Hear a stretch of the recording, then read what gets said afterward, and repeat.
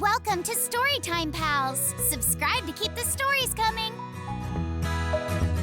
Hi there, boys and girls. It's your pal Vernon. The next story I'll be reading to you is called Curious George, Snowy Day. All right, you ready to see Curious George on this next adventure? All right, here we go. George woke up to a wonderful surprise. It had snowed all night. Wow. George was curious about all that clean white snow. Maybe he could build something out of it. You go outside, George, said the man with the yellow hat. I'll make us some cocoa for later. Ooh. This was going to be a perfect day. George went out to play. Uh-oh, he sank right into the fluffy powder. Oh no. Bill, George's friend and neighbor, came by. He did not have any trouble walking on the snow. Hey, George, Bill said. I have an extra pair of cross-country skis you can have. Ooh, good idea. Then Bill showed George how to ski by making zigzags through the snow. George cannot wait to try it for himself. Oh boy, what's going to happen? With skis, George could stay on top of the snow, and he followed Bill uphill. Suddenly, they heard a noise. Oink, oink, oink. Oh no. Bill said, I'm going to go find out what that is. You wait here.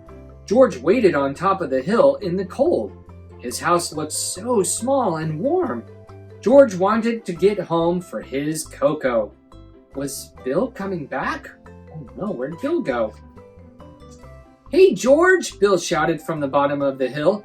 I couldn't find whatever made that sound, but I have to head home now.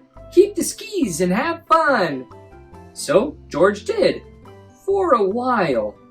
When George was tired, he skied down the hill toward home until he hit a rock. Oh no! His skis flew off and George tumbled the rest of the way down. Ouch! George picked himself up at the bottom of the hill. What would he do now? He spotted two children pulling a sled. They were walking on the snow, but they did not have skis. How did they do it? It had to be those wide, flat shoes they wore. Vinny, I think he likes our snowshoes, the girl said.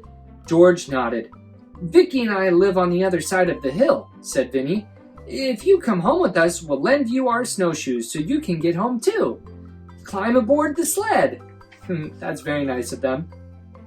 It was fun to sail down another hill, but now George was even farther from his house. Oh no.